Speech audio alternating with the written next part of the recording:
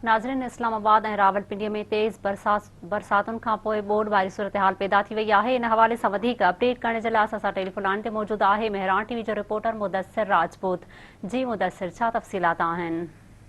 जी, जीअं त गुज़िरियल राति खां वठी इस्लामाबाद रावलपिंडी जे आसपास जे इलाइक़नि में बारिश जो सिलसिलो शुरू थियो ऐं महकमा मौसमियात जी तरफ़ां ॿुधायो वियो आहे त तक़रीबन 330 मिलीमीटर जेकी बारिश आहे उहा पिंडी ऐं इस्लामाबाद में रिकॉर्ड कई वई आहे। गुज़िरियल राति खां इहा बारिश जो जेको सिलसिलो शुरू थियो उन खां पोइ रावलपिंडी ऐं इस्लामाबाद जा जेके नदी नाला आहिनि उहे ॿाहिरि अची विया ऐं पाणी जो जेको बहाव उहो रोडनि ते अची वियो। इन सां गॾोगॾु जेके हुते रोड रस्ता तमामु हुते ॿोॾ वारो मंज़र अची वियो। मां तव्हांखे इहो ॿुधाईंदो हलां त नाला लही वारे आसपास जे इलाइक़नि में हिकु वॾी आबादी आहे जेकी राइश पज़ीर आहे, जंहिंखे हिन वक़्तु ख़ाली कराइण जे लाइ इंतिज़ामिया सरगर्म थी वई आहे। जॾहिं त दफ़ा 144 बि लॻाई वई आहे, छाकाणि त हिकु वॾी तादाद जेके नौजवान आहिनि इन्हनि इलाइक़नि में पाणी जिते जमा थिए थो उते वीझण जे लाइ अचनि था। तंहिंजे करे उते दफ़ा 144 रावलपिंडी उन इलाइक़नि में लॻाई आहे ताकी उनखे रोकियो सघिजे। इन सां गॾोगॾु इस्लामाबाद जो अगरि थोरो अहवालु पंहिंजे नागरिकनि खे ॿुधायूं त इस्लामाबाद जे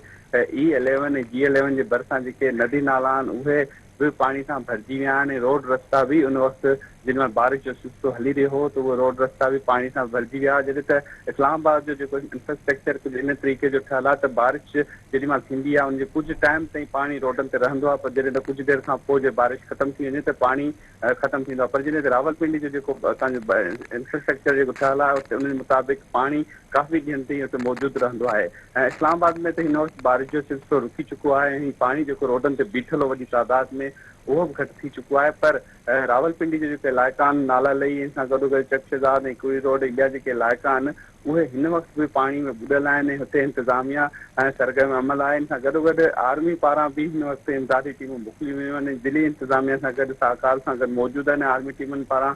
जंहिं जॻह ते हिकु वॾी तादाद कुझु इलाइक़ा आहिनि जिते नाला लही वारा जेके इलाइक़ा आहिनि उते कुझु शहरी जेके आबादी आहिनि उन्हनि जॻहनि ते माण्हू फाथल आहिनि, उन्हनि खे पाक फौज खटण जे लाइ कुझु इंतिज़ाम करे रही आहे। जॾहिं त ज़िले इंतिज़ामिया पारां कुझु इलाइक़नि में ख़दशा आहिनि त वरी बारिश जो अगरि सिलसिलो वधी वियो त उन्हनि जॻहनि ते बि माण्हुनि खे मुश्किलात खे मुंहुं ॾेई सघजनि था। तंहिंजे करे उन्हनि इलाइक़नि मां बि माण्हुनि खे कढण जो सिलसिलो शुरू थी चुको आहे। इस्लामाबाद में हिन वक़्तु जेको सीटी इंतिज़ामिया पारां जेके रोड रस्ता पाणी सां भरिजी विया आहिनि हिन वक़्तु उहे ख़ाली थी चुका आहिनि, छाकाणि त बारिश जो सिलसिलो ख़तमु थी वियो आहे। पर उते अञा बि उहे रोड रस्ता कुझु उन्हनि जी हालति ख़राबु आहे। उते जी सफ़ाई जो अमल बि हिन वक़्तु शुरू कयो वियो आहे। अपडेट करण जे लाइ मुदثر, अव्हां जी महिरबानी।